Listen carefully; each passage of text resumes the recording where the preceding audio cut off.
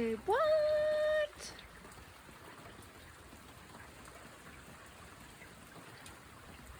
It's actually snowing.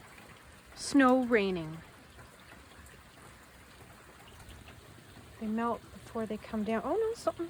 I thought I saw a snowflake. I actually spotted that from my kitchen window. Huh. Snowing on Halloween. Every kid's nightmare. Every trick-or-treater's nightmare. I know when I was a kid, back in the good old 70s and early 80s, trick-or-treating was a thing my sister and I looked forward to.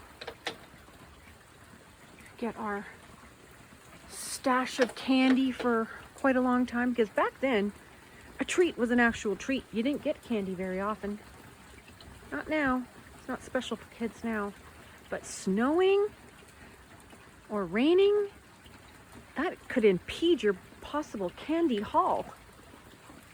But today we have the poor double threat. Wow. Well, I don't feel too sorry for the kids. Like I said, they get treats every day.